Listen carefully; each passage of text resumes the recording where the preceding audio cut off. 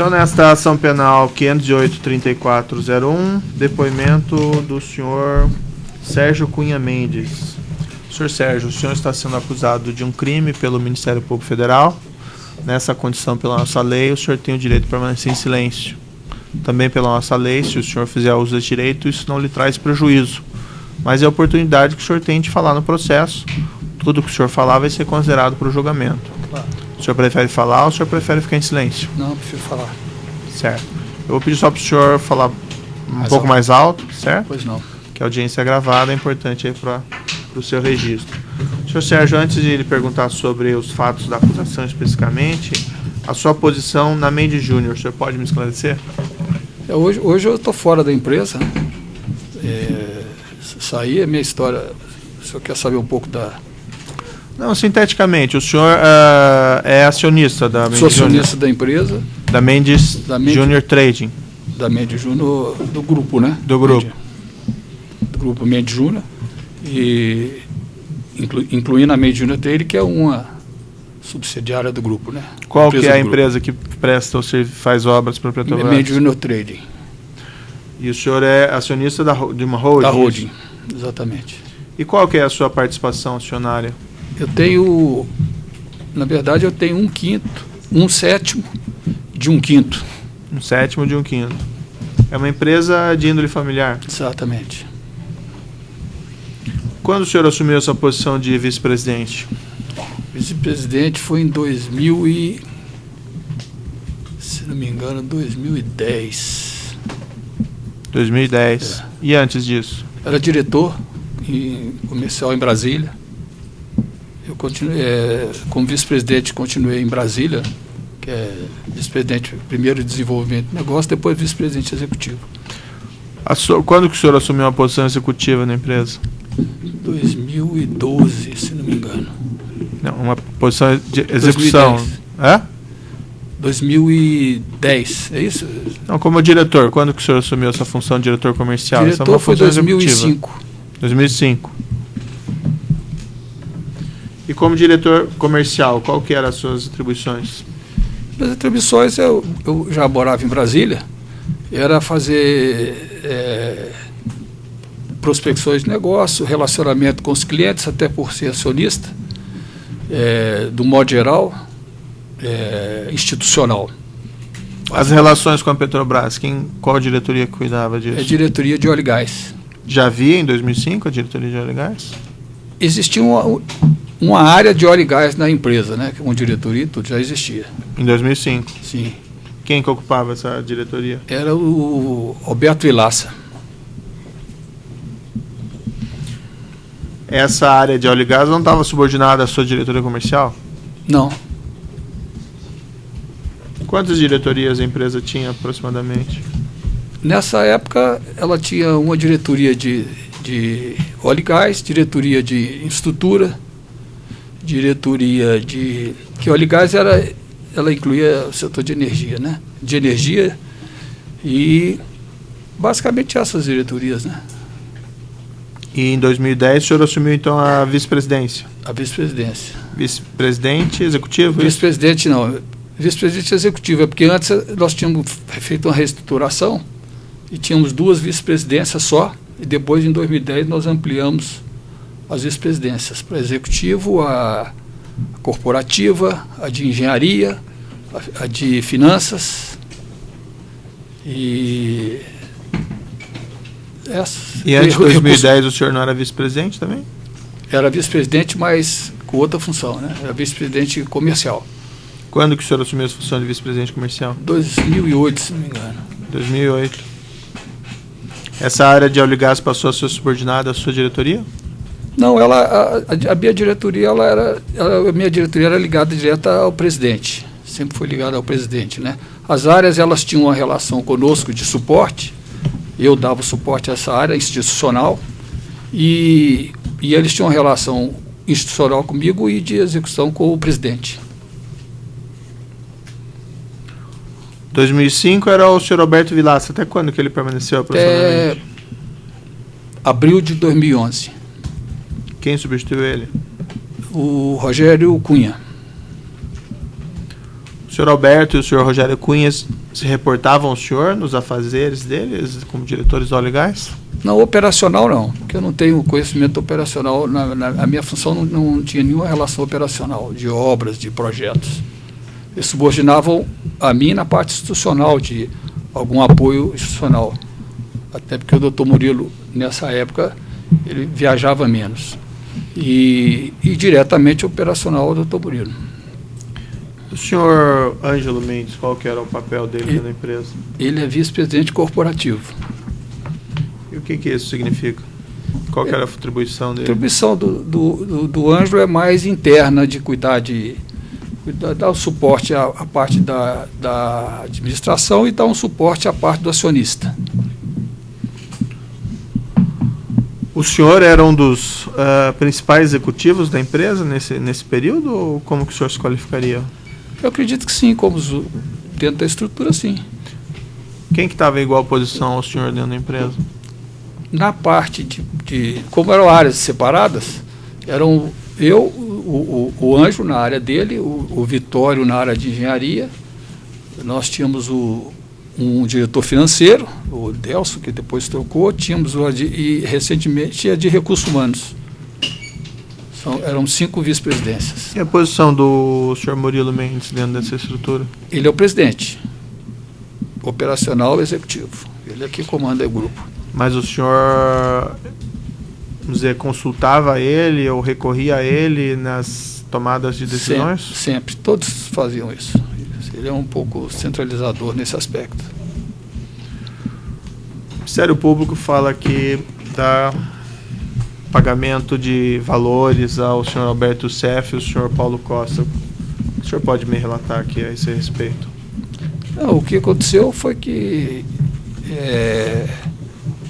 nessa relação que nós temos lá com a Petrobras, foi feito um pagamento em cima de um pedido, mas mais que um pedido, uma espécie de pressão para que nós pagássemos em cima de um aditivo que nós tínhamos lá na Petrobras. Isso aconteceu em 2011 e foi feito em cima disso, em função até das nossas necessidades. Foi feito esse pagamento, foi em torno de 8 milhões.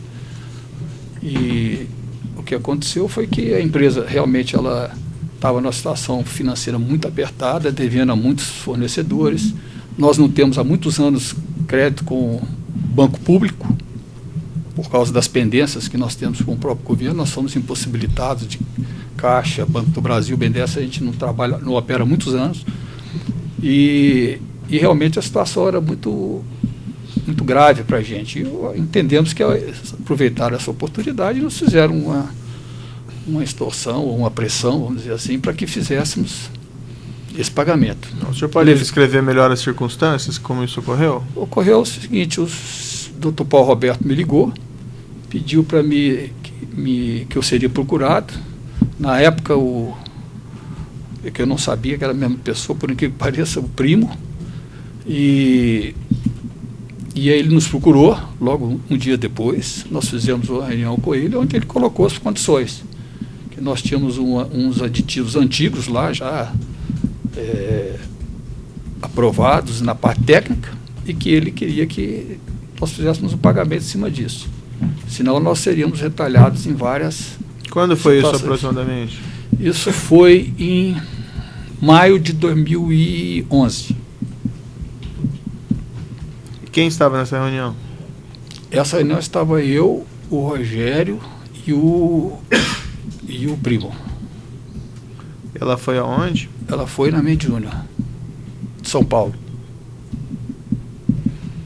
E o senhor pode relatar de novo para mim o que foi colocado nessa ocasião? Foi colocado que a gente tinha umas pendências, que tinha sido aprovada, desses aditivos, e que se a gente não fizéssemos esse pagamento, nós íamos ter alguns problemas, tanto para recebê-lo quanto para novos projetos para frente. Contratos, convites, essas coisas. E que era uma exigência, inclusive ele fez umas exigências até pesadas, duras, em relação a... Porque nós queríamos, primeiro, antes de tomar qualquer decisão, a gente propôs vamos ver como é que nós podemos fazer, se é possível. Tínhamos que pedir autorização ao doutor Murilo, levamos ao doutor Murilo, e ele ficou até muito chocado, porque nós tínhamos muita dependência com o governo, muito crédito a receber do governo, e achávamos que isso era um absurdo, mas em função da situação, do momento, nós não tínhamos opção. E ele concordou que se foi feito. Aí, a partir daí foi feita uma negociação do próprio Rogério com eles, como é que seria a formatação disso. Quantas vezes que o senhor esteve com o senhor Alberto Rousseff? Eu estive com o Alberto Rousseff 2 vezes.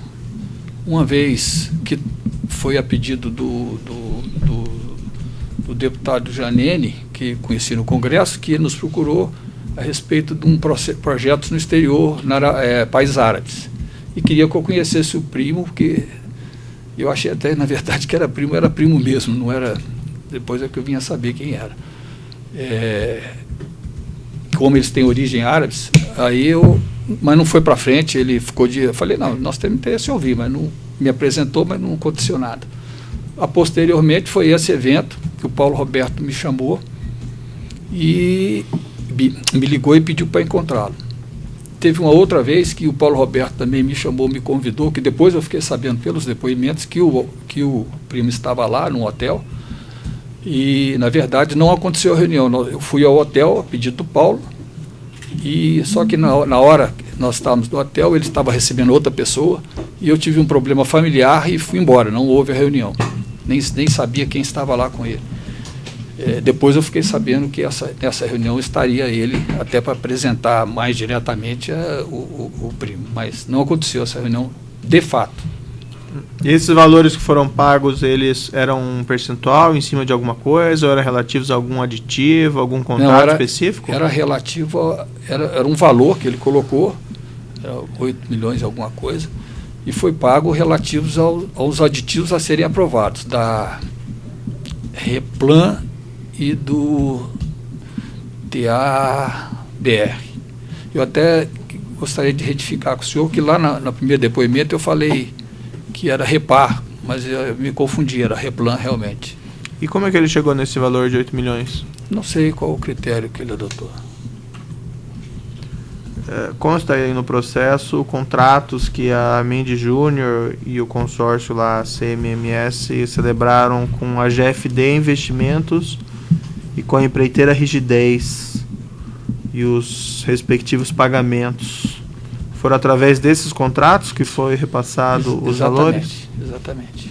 Foi até uma imposição.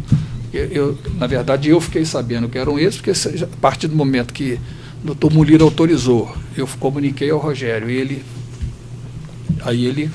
acertou com o primo qual que seria a formatação. Eu fiquei sabendo agora qual foi a formatação, porque depois que entrou operacionalmente, a gente não entra mais no dia a dia. E como esses contratos não foram detectados por auditoria, compliance dentro da empresa?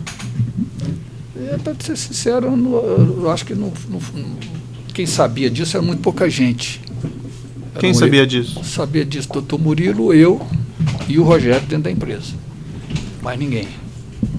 O senhor Ângelo Mendes também assina os contratos, ele não tinha conhecimento? Eu acredito que não, porque ele tem um papel de assinar os contratos, mas ele, até pela situação dele de estar em Belo Horizonte, porque dentro do nosso critério, você tem que ter um estatutário, pelo menos um estatutário, são 2 assinaturas. Então, eu não... Muitas vezes se já vem uma orientação, acredito que ele não... O senhor conversou alguma vez com ele a esse respeito? Não. O senhor sabe se outra pessoa conversou com ele? Não sei. Quando o senhor prestou esse depoimento lá na polícia, o senhor mencionou que o conhecimento a respeito dessa exigência do senhor Alberto Rousseff teria vindo através do senhor Rogério Cunha.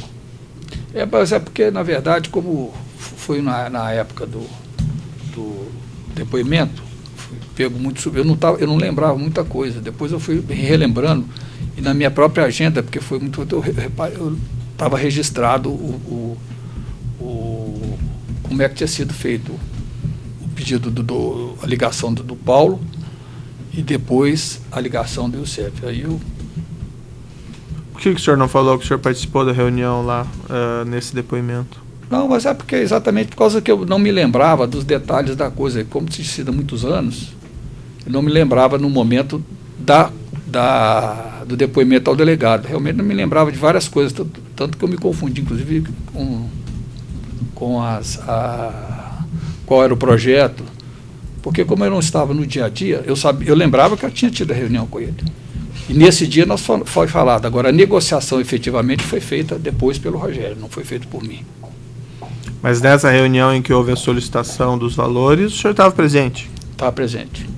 Mas o senhor não lembrou de falar disso no dia lá? Não lembrei de falar isso, realmente.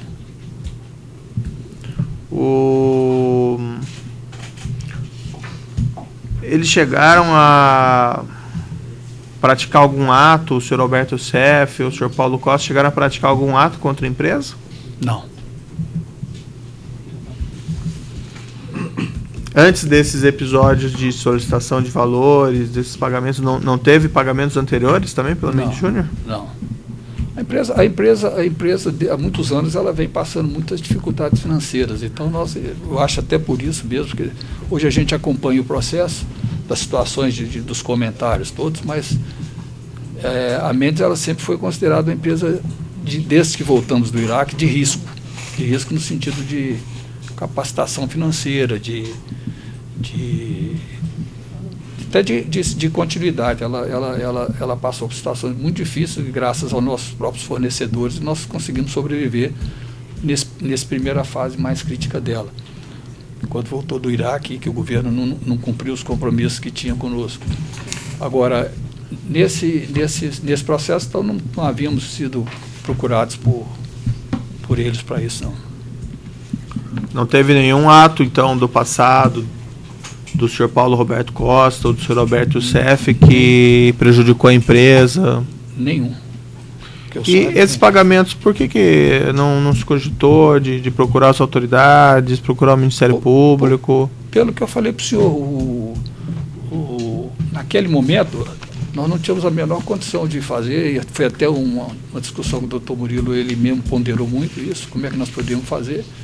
Mas porque como nós estávamos com dívidas muito grandes aos fornecedores, o projeto parado, e a gente sabia que nós tínhamos outros projetos também com dificuldades na empresa.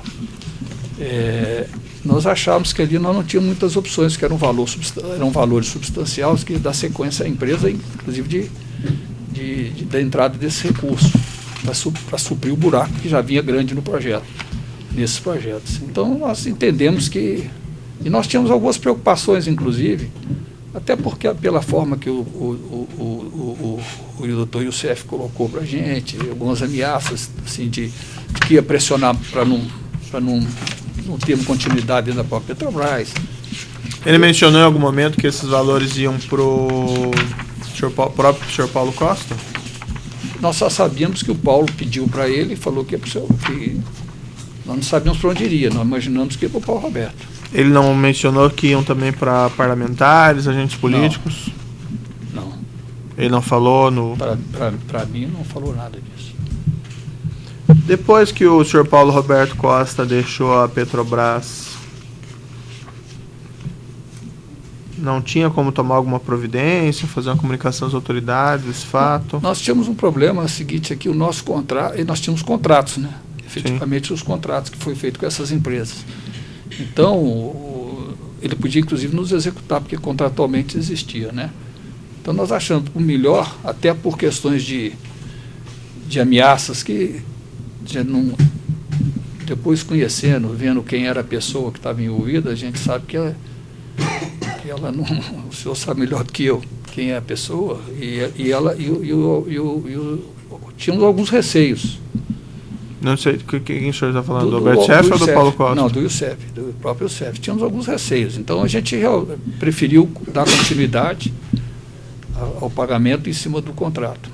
Parece que teve pagamentos aqui mesmo no período posterior da saída do senhor Paulo Roberto? Foi porque faltou uma parcela, né?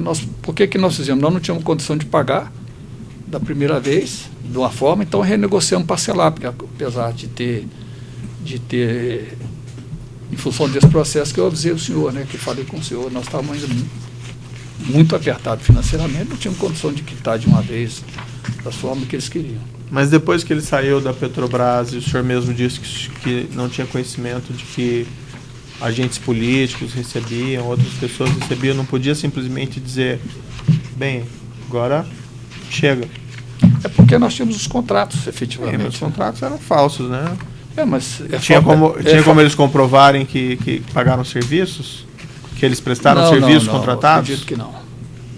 Mas foi mais uma postura nossa mesmo de precaução mesmo, em cima do contrato jurídico, porque naquele momento não se tinha nenhuma operação, ele podia efetivamente executar o contrato, porque juridicamente ele é válido, né? Mas se ele executasse o contrato, a empresa não poderia simplesmente dizer, ó, isso é falso e não tem serviço nenhum, ou não foi prestado serviço, não precisava nem dizer que era propina. Não foi, nós, como entendíamos que tinha essa extorsão, nós ficamos não pensando dessa forma que o senhor coloca, exatamente por função dos receios que a gente tinha de continuidade na própria Petrobras. Depois que o senhor Alberto Youssef foi preso em março de 2014, a empresa não cogitou trazer esses fatos à luz, informar o que tinha acontecido, que ela tinha sido vítima? Para ser sincero, a gente não cogitou, a gente foi acompanhando os fatos para a gente ver que a gente só ficou sabendo depois os detalhes nossos. A operação já tinha sido efetivada, mas nós não pensamos nisso, não. Houve alguma reunião dentro da empresa para discutir esse assunto? Não, porque a gente tinha feito as reuniões como esse assunto estava muito restrito, nós não queríamos fazer, já é prática nossa preservar essas coisas, para essas coisas não entrarem para dentro da empresa, então estava muito restrito aí o doutor Murilo e o Rogério. E não se reuniram depois que foi preso o senhor Alberto Youssef para discutir o que vamos fazer agora? Vamos informar, admitir, não vamos admitir, o que vamos fazer? Não, nós não nos reunimos especificamente para isso, não. Houve aqui, durante a investigação, um pedido da polícia de juntada desses contratos, dessas notas fiscais? Houve. Por que a Mendes Júnior, quando apresentou isso, não admitiu? Não admitiu. Quando a polícia Polícia Federal fez o questionamento, nós respondemos imediatamente que tínhamos essas faturas, essas notas fiscais, foi feita, o nosso próprio advogado encaminhou à polícia, foi feito. Mas por que não admitiram que isso aqui tudo era falso, então? Nós admitimos que as notas fiscais eram falsas. Elas não é que eram falsas, elas não eram nota fiscal. Não é o que está aqui. Mas foi exatamente, porque logo que eu estava fora, né, eu não acompanhei isso, foi feito diretamente pelo advogado, inclusive pelo doutor Marcelo, que fez a notificação. Nós fizemos uma pesquisa para ver quando a Polícia Federal fez o questionamento, nós fizemos o levantamento dentro da empresa, chegamos à conclusão que era aquilo mesmo e automaticamente foi feita a resposta. Nesse sentido de confirmando que era verdadeiro, que as notas fiscais eram frias. Isso não está no processo, tá? O que tem no processo é a Mendes Júnior apresentando os contratos e as notas fiscais, sem qualquer referência que isso seria falso. Se quiser eu posso lhe mostrar a petição aqui, mas... Não tem outra. Enfim. E